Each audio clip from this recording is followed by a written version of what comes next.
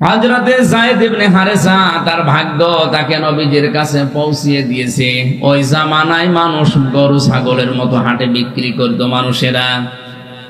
খাদিজাতুল কুবরা টাকা পয়সা দিয়ে যায়েদকে কিনে এনে নবীর বাড়িতে বললেন আপনি খেদমত করবেন।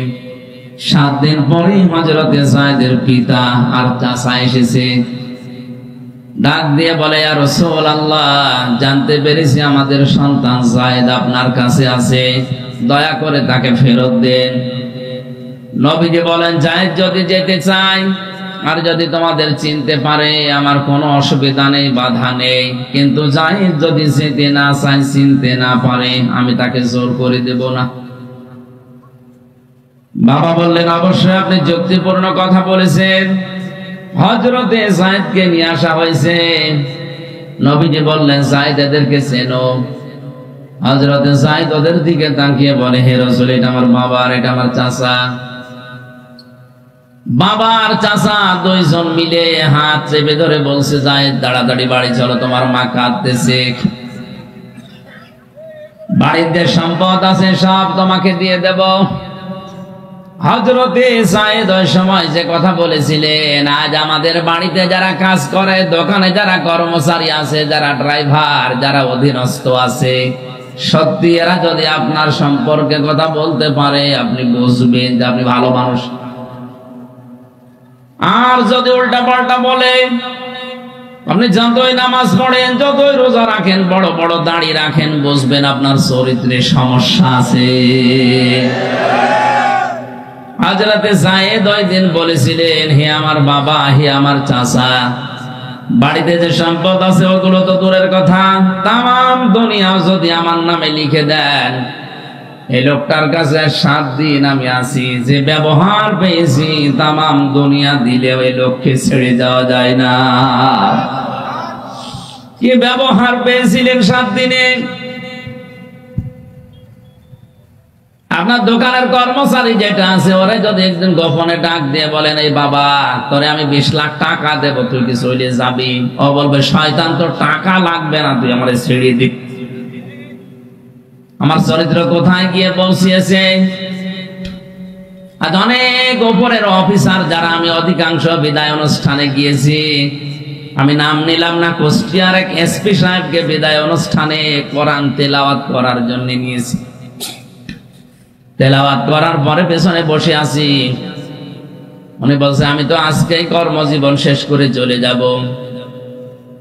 পেছনে যে পুলিশ কনস্টেবল বসে আছে আমার কানের কাছে মুখ নিয়ে বলছে আল্লাহ ও শয়তান মরে না কেন? আপনি কর্মস্থল থেকে বিদায় নেওয়ার সময় তো অধীনস্থ মানুষেরা কান্নাকাটি করার কথা, আর ওরা যদি বলে আল্লাহ ও শয়তান মরে না কেন, বুঝতে হবে আপনার আচরণ কেমন ছিল, আপনি নিজে জানতেছেন। অধীনস্থ মানুষগুলো যদি এই কথা আপনার সম্পর্কে বলে, আল্লাহ কি বলবে আপনি নিজেই বলেন।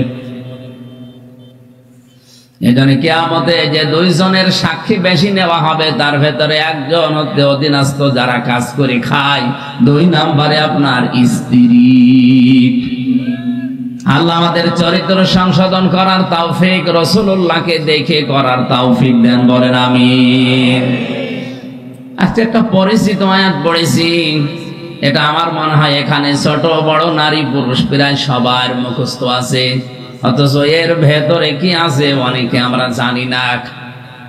কাবা শরীফ তাওয়াফ করার সময় রুকনি ইয়ামিনী থেকে হজরে আসওয়াদ যে পাথর, এই জায়গাটা, এটা পার হওয়ার সময় দেখলাম লক্ষ লক্ষ হাজী সাহেবরা এটা পড়ছে।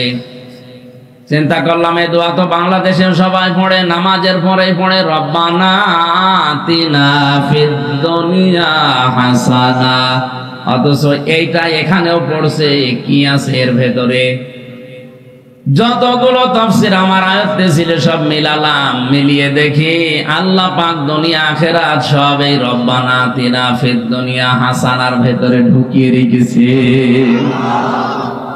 এবার আসেন আমরা তাফসীরুল কোরআন মাহফিল লেখা তাফসীর আকারে কথা বলার চেষ্টা চালাই, জবান খুলে পড়ে না আউযু বিল্লাহি মিনাশ শাইতানির রাজিম। বিসমিল্লাহির রহমানির রহিম ومنهم من يقول ربنا آتنا في الدنيا حسنة এ পর্যন্ত থাকে। সূরা বাকারা 201 নম্বর আয়াত। কোরআনের যত আয়াত আমি পড়েছি, আয়াতটা আমার কাছে এখনো পর্যন্ত আশ্চর্যই লাগে যে আল্লাহ এত কথা এর ভেতরে, অথচ বাংলাদেশের 100 জনের 98 জন এই আয়াতটা বোঝে না, খালি দোয়াই করে যায়। একবার শুনেছিলাম একটা ইমাম সাহেব নাকি দোয়া করছে, রব্বি হাবলি মিনাস সালিহিন। এক যুবক বলছে, হুজুর কত বছর নামাজ পড়ি আপনার পেছনে, শুধু একই দোয়া করেন আর দোয়া পান না। কি দোয়ার ভেতরে কি আছে, এর মানে কি?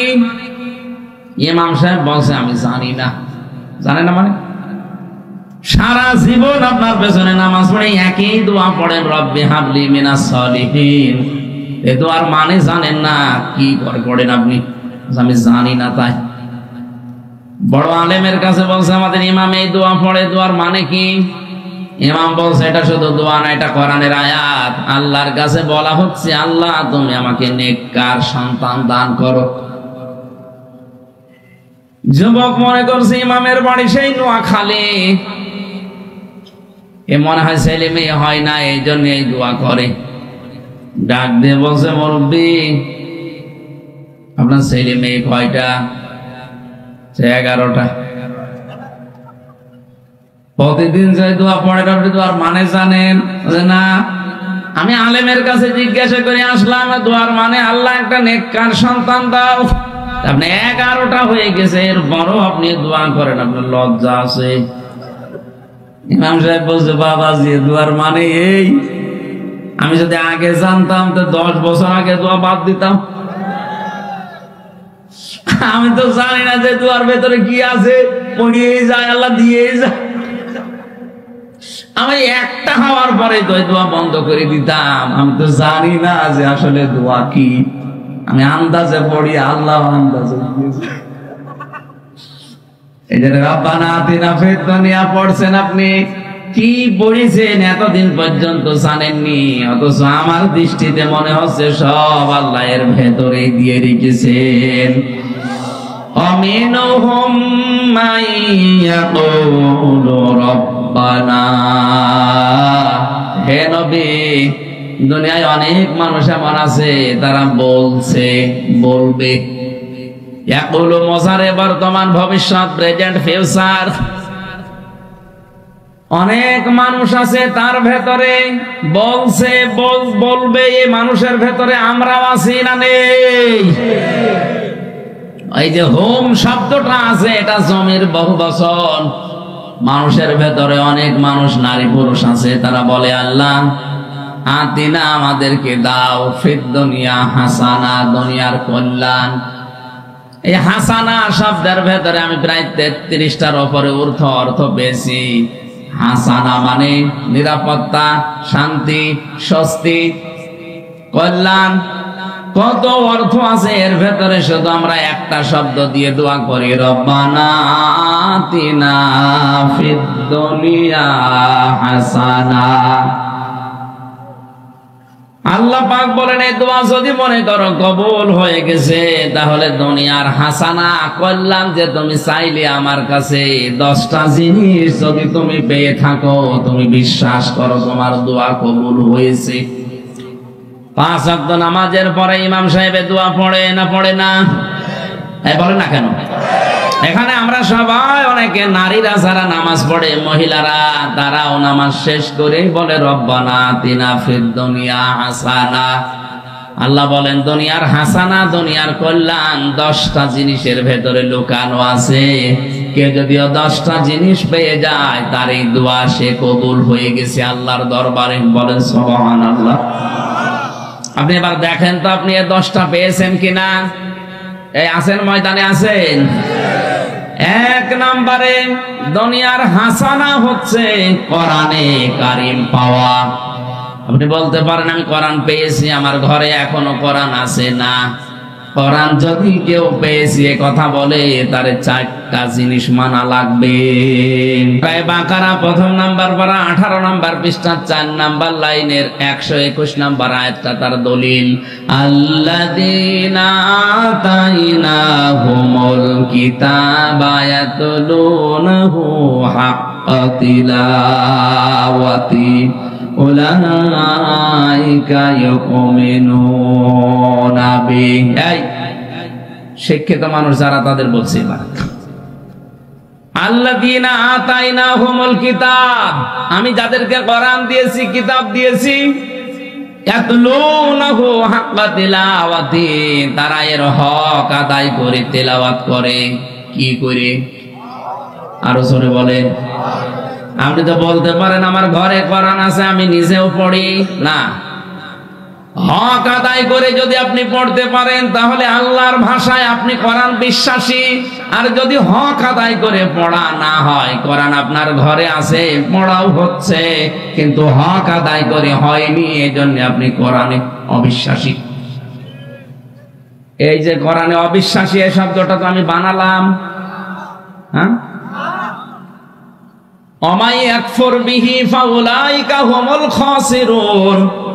যারা এই 4টা যে শর্ত মেনে কোরআন পড়লে হক আদায় করে পড়া হয়, যারা এগুলো করে না, এরা আমার কোরআন বিশ্বাস করে না, এরা দুনিয়া আখিরাতে ক্ষতিগ্রস্ত। বলেন নাউজুবিল্লাহ। এবার আসেন, কোরআন আমাদের কাছে আছে, কোরআন আমরা পেয়েছি, তার হক আদায় করার অর্থ 4টা। কয়টা? আমি তাফসীরের ভেতরে পড়ে প্রথমে ক্লিয়ার হতে পারছিলাম না যে হক আদায় এটা আবার কি। ডাক্তার জাকির নায়েকের যে 13 খণ্ড লেকচার আছে, এখানে তিনি সামারাইজ করে ইয়াতলুনাহু হাক্কা তিলাওয়াতির ব্যাখ্যা করেছেন। কেউ যদি পৃথিবীর কোনো কিছু হক আদায় করে পড়তে চায়, তার 60টা শর্ত মানা লাগে। 1 নম্বরে ওই বিষয়টা পড়া লাগে শুদ্ধ করে। কি করে? বলেন বলেন। শুদ্ধ করে না পড়লে, আপনি অশুদ্ধ কোরআন পড়লে কোরআনই আপনার জন্য বরদোয়া দেবে। এই যে মহিউস সুন্নাহ, এই যে কওমি মাদ্রাসা যারাই বানিয়েছে, এখানে কোরআনে কারীম শুদ্ধ করে পড়ানো হয়। আমার বিশ্বাস, কারণ আমি নিজে কওমি মাদ্রাসা থেকে হাফেজি দাওরা আগে করে নিয়েছি। এখানে কোরআন শুদ্ধ করে পড়ানো হয়। আপনি নির্দ্বিধায় এখানে দিতে পারেন আপনার ছেলে মেয়েকে। কোরআন অশুদ্ধ পড়লে কোথা থেকে কোথায় অর্থ চলে যায়, আকাশ পাতাল, আপনি টের পাচ্ছেন না। ইযা জাআ নাসরুল্লাহি ওয়াল ফাত হয়েছে? তেলাওয়াত হয়েছে না? হয়নি। অথচ যারা বসে আছে দেখেন 30 বছর নামাজ পড়ছে, মাথা নাড়াচ্ছে, কিছু বলছে না। তার মানে মনে হচ্ছে যে আমার তেলাওয়াত হয়েছে। ইযা জাআ নাসরুল্লাহি ওয়াল ফাত হয়েছে? হ্যাঁ,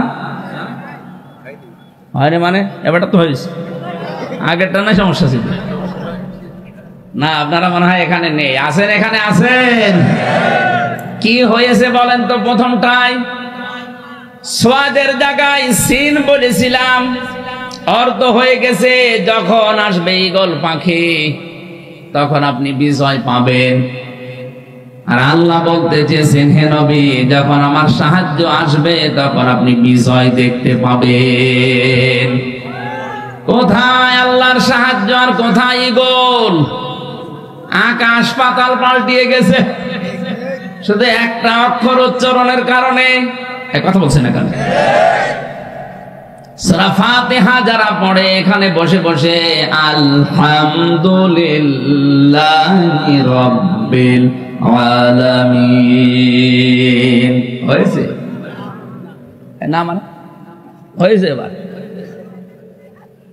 আলহামদুলিল্লাহি রাব্বিল আলামিন হয়েছে?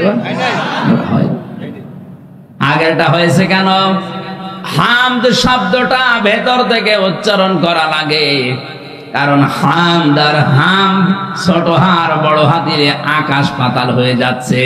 হামদ মানে প্রশংসা আর হামদ মানে ধ্বংস হওয়া। সমস্ত ধ্বংস আল্লাহর জন্য, যিনি আসমান জমিন বানিয়েছেন। আর হামদ দিলে সমস্ত প্রশংসা আল্লাহর জন্য, যিনি জগৎ সমূহের মালিক। বলেন সুবহানাল্লাহ। কোরআন পড়তে হলে যদিও কেউ হক আদায় করে, তাহলে তার শুদ্ধ করে পড়া লাগবে। এটা তো আমি নিজে বললাম। আরাতিলিল কুরআনা তারতিলা। আল্লাহ পাক বলেন আমার কোরআন এটা সাধারণ জিনিস না, পড়তে চাইলে স্পষ্ট ভাবে সহি শুদ্ধ করে মাখরাজ আদায় করে পড়বা। এই জন্যই তো প্রতিটি অক্ষরে 10টা করে নেকি হয়, উচ্চারণ করলেই 10টা নেকি হবে। কেউ যদি আলিফ লাম মিম বলে 30টা নেকি হয়ে যাবে। সুবহানাল্লাহ বলতে পারেন না? দুনিয়ায় একটাই মাত্র কিতাব আছে যেটা পড়লে উচ্চারণ করলেই নেকি পাওয়া যায়। পৃথিবীর আর কোন বই নেই, কিতাব নেই যেটা পড়লে আপনি সওয়াব পাবেন না। এই একটা কিতাব, কারণ এটা সরাসরি বের হয়ে এসেছে আল্লাহর কুদরতের মুখ দিয়ে। আল্লাহর মুখ দিয়ে যেটা বের হচ্ছে সেটা আপনার মতো এই সলিমদ্দির মুখ দিয়ে বের হওয়া এটা কি অত সহজ জিনিস? অথচ এখানে 100 জনের প্রায় 95 জন শুদ্ধ করে কোরআন পড়তে পারে না। শুধু এতটুকুই না, আপনাকে শুদ্ধ করে পড়লেই হক আদায় হবে না, এটাকে বোঝার চেষ্টা করতে হবে। সামনে রমজান, বিশ্বনবী রমজান মাস আসার 6 মাস আগে থেকে প্রস্তুতি নিতেন, আর আমাদের সামনে মাত্র রমজানের আছে 5 দিন। কয়দিন? 5 দিন। আমাদের প্রস্তুতি 6 মাস সময় তো নেই, 5 দিন মাত্র আছে।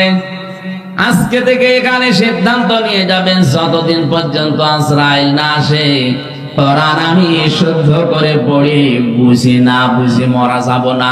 আজরাইল আসার আগে অন্তত এই কাজটা আমার আসল কাজ। এটা হক আদায় করার দ্বিতীয় শর্ত, আপনাকে বুঝতে হবে এটা।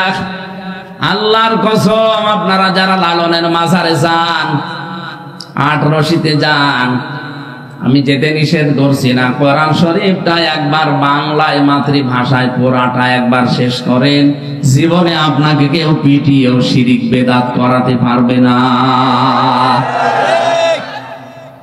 জেলখানায় 3 বছর থাকার সুবাদে প্রায় 75 থেকে 77 বার আমি শেষ করেছি কোরআনে কারীম, আর 150 বারের উপরে খতম হয়েছে আমার তো এখন বাংলা আরবিতে মনে হয় যে ওটা আয়নার মতো হয়ে গেছে।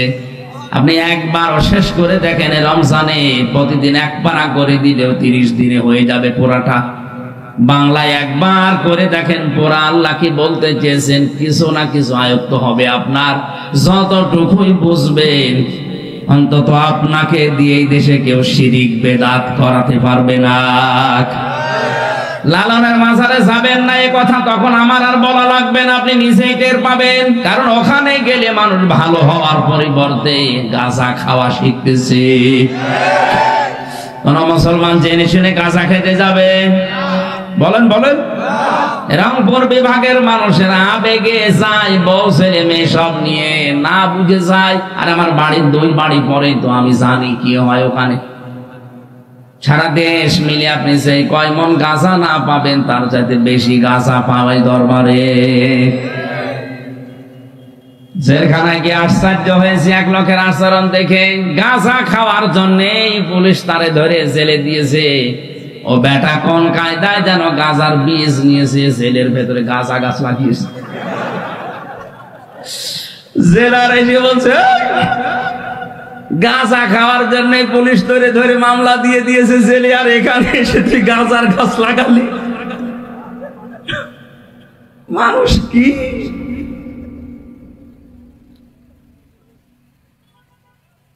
আশা করছে? 2 নাম্বার শর্ত আপনি মানবেন।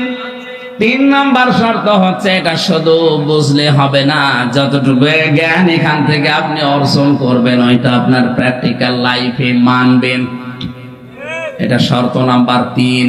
4 নাম্বার যে জ্ঞান আপনি মানছেন, নিজে মানলে হবে না, এটা মানুষের কাছে পৌঁছিয়ে তাকে মানানোর ব্যবস্থা করা লাগবে।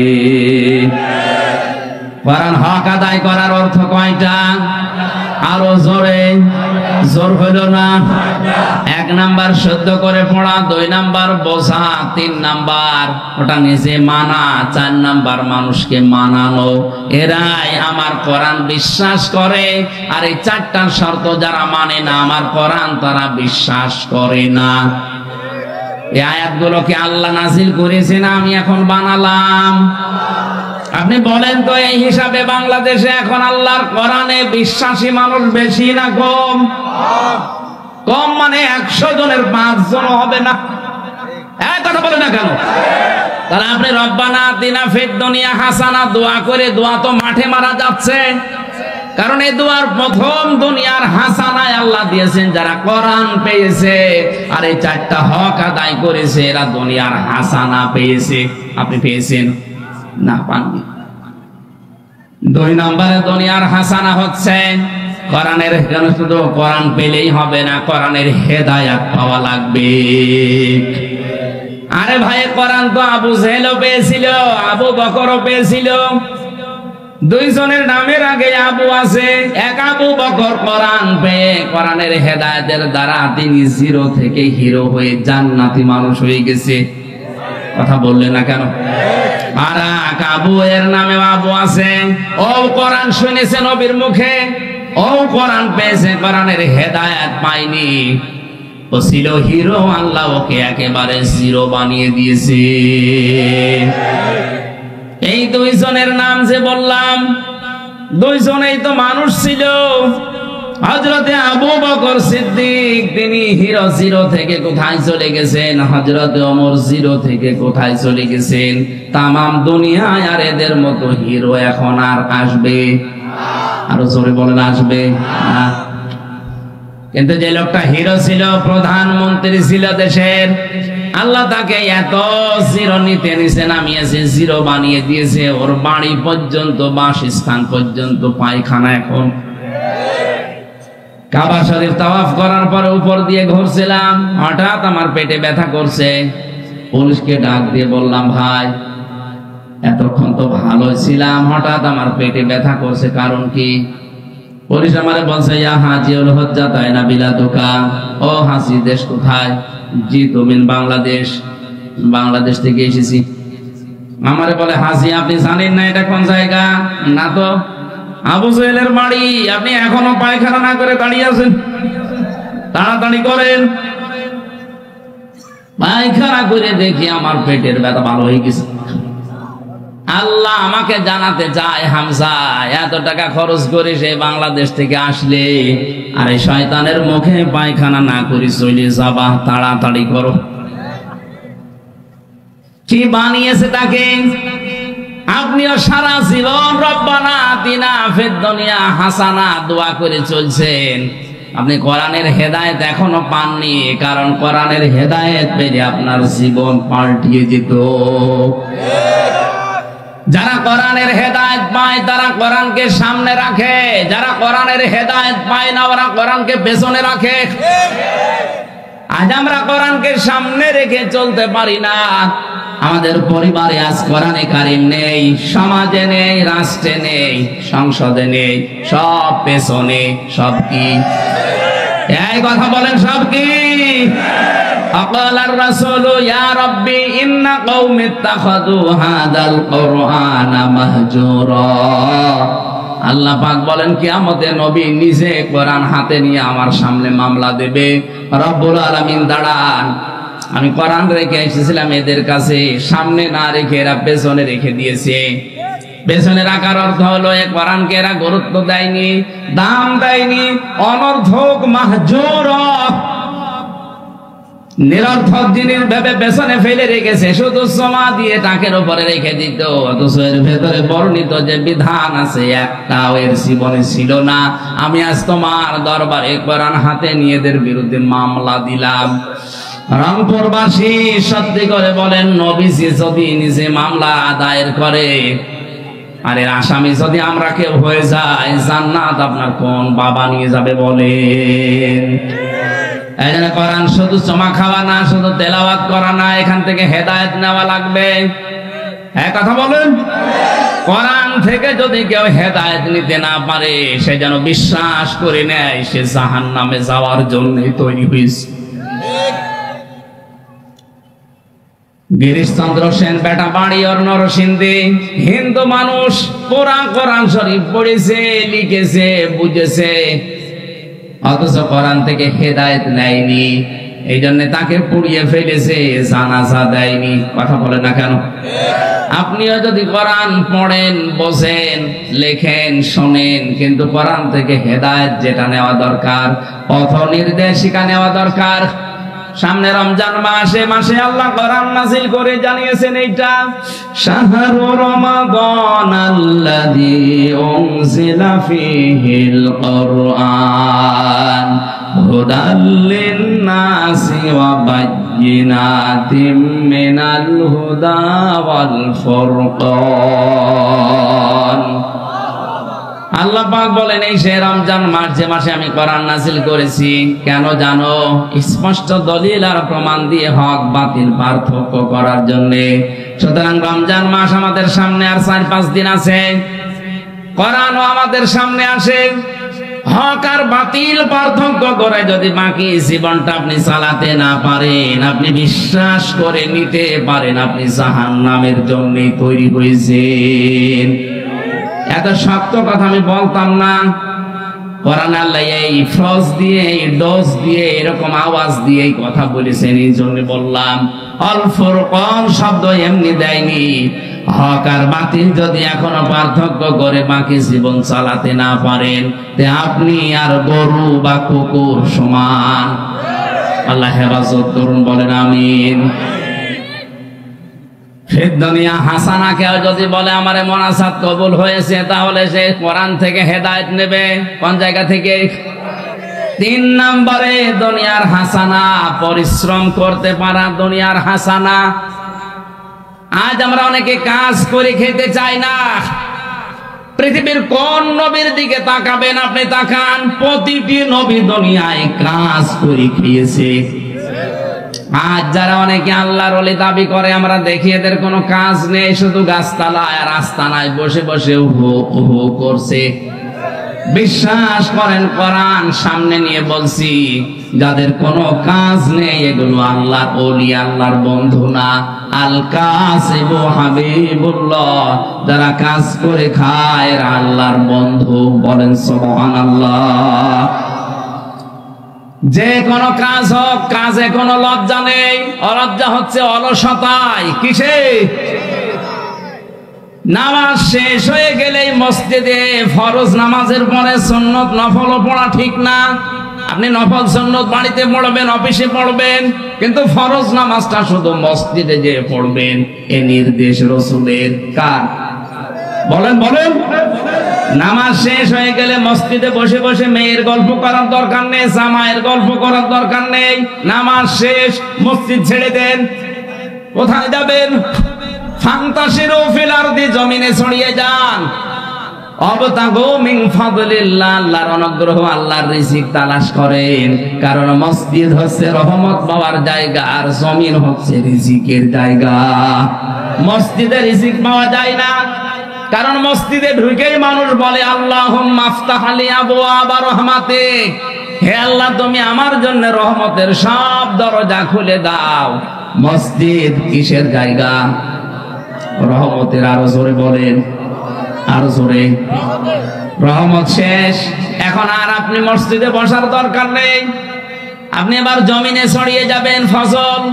আল্লাহুম্মা ইন্নী আসআলুকা মিন ফাদলিক, হে আল্লাহ আমি তোমার কাছে রিজিক চাই, ফসল চাই। এখানে ফসল মানে রিজিক, ফসল মানে কি? সুতরাং মসজিদে এখন আর বসে থাকবেন না, আপনি ছড়িয়ে যাবেন জমিনে। লাকাদ খালাকনাল ইনসানা ফি কাবাদ, আমি মানুষকে পরিশ্রম করার জন্যই বানিয়েছি। সুতরাং যারা পরিশ্রম করে এই মানুষগুলোকে আল্লাহর নবী জানিয়েছেন এরা আল্লাহর বন্ধু।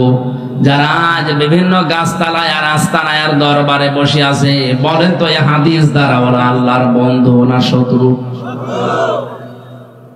বিশ্বাস করেন যাদের কোনো কাজ নেই, পরিশ্রম নেই, শুধু বসে বসে খায়, এরা আল্লাহর শত্রু। দুনিয়া আপনাকে বসে খাওয়ার জন্য আল্লাহ পাঠায়নি। তাহলে যারা আজ পরিশ্রম করছেন, কাজ করে খাচ্ছেন, ফাঁকি দেন না, মানুষকে ঠকান না, এই মানুষগুলো বিশ্বাস করতে পারেন যে ফিদ দুনিয়া হাসানা, দুনিয়ার কল্যাণ চেয়েছেন, আল্লাহ আপনাকে ওইটা দিয়ে দিয়েছে। 4 নম্বরে স্ত্রী যেন ভালো হয়, এটা দুনিয়ার হাসানা। ভালো স্ত্রী ওইটা যেটা সকাল বিকাল স্টার জলসা দেখে না, মানে এখানে 100 জনের প্রায় 98 জনের বউ আমার মনে হয় ওই আসক্ত। স্টার জলসা, স্টার প্লাস জি বাংলা এগুলো দেখে কার বউ কার মেয়ে? একটু হাত তোলেন তো। এই এলাকায় মনে হয় ডিশ লাইন না। কোন মুসলমান মেয়ের জন্য, বোনের জন্য, কোন মুসলমান মেয়ের জন্য, বোনের জন্য, মায়ের জন্য আল্লাহর কসম এই ভারতের এই 33টা যে সিরিয়াল, এগুলো দেখা যায় না। কারণ এর ভেতরে কোন শিক্ষা তো দূরের কথা, শুধু কিভাবে ঘর ভাঙা লাগে আর এর কথা ওর কাছে কোট নামও করে লাগিয়ে সংসার নষ্ট করা লাগে, এটা শেখায়। অথচ এই দুইটাই হারাম। কথা বলেন না কেন? আর বাকি যেগুলো আছে তো আছে, এই বেপরদা ওগুলো তো বাদ দিয়ে দিলাম। শিক্ষামূলক যদি কিছু থাকতো তাও তো বলতাম। শিক্ষা এতটুকু যে খালি সংসার কি করে ভাঙা লাগে, স্বামীর মনে কি করে দুঃখ দেওয়া লাগে, কি করে স্বামীকে ফাঁকি দিয়ে অন্যজনের সাথে লাইন করা লাগে, এই শিক্ষা দিচ্ছে শুধু। আজকে থেকে মেয়েরা, যেহেতু সামনে রমজান মাস, আজকে এই মাহফিলে আপনি এসে একটা ভালো কাজ করেন, তাওবা করে যান, যতদিন জীবনে বেঁচে আছি ভারতের কোন সিরিয়াল দেখবো না। রাজি আছেন আপনি? দেখেন, আপনারা দেখেন, আমি জানি আপনি সময় পাবেন, কখন দেখবেন। দেখেন তো ওরা বাড়িতে বসে বসে কি করবে? কোরআন শরীফ পড়তে পারেন না, সূরা ইউসুফটা? তাহলে ইউসুফের মতো একটা সন্তান আল্লাহ আপনাকে দিত। সূরা মরিয়ম পড়তে পারেন না, সূরা মরিয়ম পড়লে মরিয়ম আলাইহিস সালামের মতো এরকম চরিত্রবান একটা মেয়ে আপনাকে আল্লাহ উপহার দিত। সূরা মরিয়মের ভেতরে প্রায় 9টা গুণ আছে হযরতে মরিয়ম আলাইহিস সালামের। আপনার পেটে যে সন্তান আসে, ওই পেটের সন্তানের ভেতরে এই 9টা গুণ আল্লাহ দিত যদি পেটের সন্তান নিয়ে সূরা মরিয়ম পড়তেন। অনেকেই দোয়া করে বলে, হুজুর ছেলে মেয়ে যেন আব্দুল কাদের জেলানি আর মা ফাতেমার মতো হয়, দোয়া করেন। এমনি হবে? আব্দুল কাদের জেলানি যে মায়ের পেটে এসেছে, ওই মায়ের দিকে তাকান, তার পেট কত সংরক্ষণ ছিল। এত বড় আল্লাহওয়ালা মেয়ে মানুষের পরেও আব্দুল কাদের জেলানি মাঝে মাঝে বলতো, মা তুমি আমাকে পেটে রাখা অবস্থায় কোনো হারাম কাজ করেছো? মা বলে, কি বললি? বলে, বলতাম না, কারণ আমি যা পড়ি আমার মনে থাকতে চাই না, মনে হয় তুমি আমাকে পেটে নিয়ে কোনো হারাম কাজ করেছো, বলো দেখি কি করেছো। মা বলে, বাবা আব্দুল কাদের, তোর পেটে রাখা অবস্থায় কোন হারাম কাজ করেছি বলে আমার মনে পড়ে না, তবে একটা কথা আমার মনে আছে। ভালো করে শুনবে, এখানে শিক্ষা আছে। সম্মানিত মা বোনেরা, সন্তান যাদের পেটে আছে তাদের জন্য এটা আরো জরুরি। আমার পেটে যখন তোর বয়স 9 মাস, তোকে আমি নিয়ে বেড়াতে গিয়েছিলাম পেটে নিয়ে তোর নানির বাড়িতে। উঠানের ওপরে আচার শোকাতে দিয়েছে রোদে, আমি খেয়ে ফেলেছিলাম। পরে দেখি খোঁজ নিয়ে ওটা তোর নানির না, পাশের বাড়ির একজন দিয়ে গেছে। ও বাবা আব্দুল কাদের, মানুষের জিনিস তোরে পেটে রাখা অবস্থায় না বলে খেয়েছি, এই প্রভাব মনে হয় তোর মেধার উপরে পড়েছে, এই কারণে তোর পড়া মনে থাকতে চায় না। দিনাজপুর মাসে কি মনে হয় আপনার? আসলে আব্দুল কাদের জিলানীর কাহিনী বলেন, কাহিনী শুনতে এসেছেন, এইটা আসল কাহিনী। মানুষের জিনিস সন্তান পেটে রেখে না বলে খাওয়ার কারণে ওই প্রভাব যদি সন্তানের মেধার উপরে পড়ে, আজ আমাদেরকে যারা পেটে নেয় ওরা কত কিছু না বলে খেয়ে হজম করে ফেলছে। ছেলে মেয়ে এমনি আব্দুল কাদের জেলানির মতো হবে। তারপরও কত সুন্দর সন্তান তিনি জন্ম দিয়েছিলেন। এই মা মাত্র 5.5 বছর বয়স ছেলেটাকে নিয়ে গেছে মাদ্রাসায়। ওস্তাদ ডাক দিয়ে বলো, আব্দুল কাদের বলো দেখি আলিফ। হযরতে আব্দুল কাদের বলে, হুজুর আলিফের মানে কি? আলিফের মানে কি এটা আমি জানি না। আলিফের মানে আপনি জানেন না, আপনার কাছে আমি পড়বো না, কারণ যে জিনিসের অর্থ হয় না ও জিনিস আমি পড়ি না। ওস্তাদ বলে, বাবাজি তুমি কি জানো আলিফের মানে? হ্যাঁ, আমার মায়ের কাছ থেকে শুনেছি। কি শুনেছো বলো? তিনি পরিচয় দিলেন আলিফ দিয়ে আল্লাহর। আল্লাহু লা ইলাহা ইল্লা হুয়াল হাইয়ুল কাইয়্যুম। তিনি তেলাওয়াত করে আল্লাহর 10টা ক্ষমতার কথা তুলে ধরলেন এই আয়াত দিয়ে। তেলাওয়াত করতে করতে ওস্তাদকে 18 পারা পর্যন্ত তিনি শুনিয়েছেন। ওস্তাদ কান্না আরম্ভ করেছে। জিজ্ঞাসা করে, মা আপনার এই ছেলেটাকে মনে হয় কোন মাদ্রাসায় পড়িয়েছেন, এখন নিয়ে এসেছেন আমার কাছে পরীক্ষা করার জন্যে? মা বলে, না, এই প্রথম নিয়ে আসলাম আপনার কাছে। ওস্তাদ বলে, মা আপনার এই ছেলেটার তো প্রায় 18 পারা কোরআন আয়ত্ত হয়ে গেছে। মা আমার কান্না আরম্ভ করলেন। ওস্তাদ বলে, আপনি কাঁদেন কেন? আপনার তো কপাল ভালো, খুশির বিষয়। বলে, না হুজুর, আমি কাঁদি এই কারণে, আমার আব্দুল কাদের যখন আমার পেটে ছিল প্রতিনিয়ত আমি কোরআন পড়তাম। ঘর ঝাড়ু দিয়েছি, আমার মুখে আল্লাহর কোরআন। থালা বাসন ধুয়েছি, আমার মুখে আল্লাহর কোরআন। রান্না বান্না করতাম, আমার মুখে আমার আল্লাহর কোরআন থাকতো। এ সন্তানটা জন্ম নেওয়ার পর ফজরের নামাজ আদায় করে আমি একে পাশে বসিয়ে যখন তেলাওয়াত করতাম, আমার ছোট্ট সন্তান আমার মুখের দিকে তাকিয়ে মুখ মিলাতো। আমার আফসোস হয় জন্য, আমি যদি আর একটু কষ্ট করে প্রতিনিয়ত কোরআনটা পুরা পড়তাম, আমার এতটুকু সন্তান 30 পারা কোরআনের হাফেজ হয়ে যেত। এমনি এমনি আল্লাহ সন্তান মায়ের পেটে দেয় না। এই জন্য বউ যেন ভালো হয়, এটা দুনিয়ার হাসানা, দুনিয়ার কল্যাণ। আজ আমাদের বউ ভালো কিনা বিশ্ব নবী জানিয়েছেন, যে লোকটা মহিলা মারা যাবে, ওর লাশ দেখে যদি স্বামী মন থেকে বলতে পারে দুনিয়ার মানুষেরা আমার বউ কিন্তু আসলেই ভালো, আমার আল্লাহ পাক ওই মহিলাকে মাফ করে দেবে।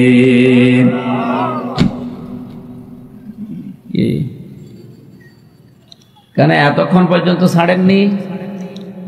এখনো আমার প্রায় 6-7টা পয়েন্ট বাকি আছে। বারবার এগুলো করলে তো হবে না। আগের থেকে করেননি কেন? তাফসীরুল কোরআন লিখে দিয়েছেন। তাফসীর তো এখন একটা একটা করে 16টা পয়েন্ট আছে, এখানে কেবল 3টা চলছে। এখনো তো ঘন্টাখানিক সময় লাগবে। কয়টায় আজান? কয়টায়? 20 আজান মানে? ও মাগরিব। আমি তো এশার আজান ধরে যাচ্ছি, চালাচ্ছিলাম এইভাবে। তারপর সামারাইজ করার দরকার ছিল না, সময় পর্যন্ত চললো। ওখানে আবার এশার নামাজ পড়ে ওঠা লাগবে যে কোন জায়গা, ওটা কত দূর এখান থেকে? আরে ভাই, আমি যত লিখেছি আয়াতের তাফসীরে 1-2 ঘন্টার ব্যাপার নেই, অনেক সময় লাগবে। 1-2 ঘন্টা কত লিখা, আমি তো আবার আবার আদায় করতে দিলেন এত তাড়াতাড়ি, সব বলবো কি করে?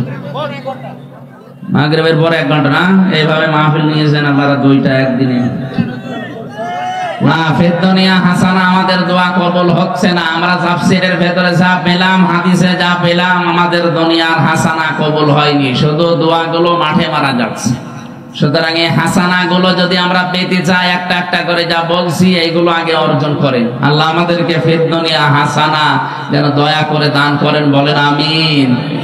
এরপরে আছে আফিল আখিরাতি হাসানা, আখিরাতের কল্যাণ দাও। এরপরে আছে ওয়াকিনা আযাবান নার, জাহান্নাম থেকে বাঁচা।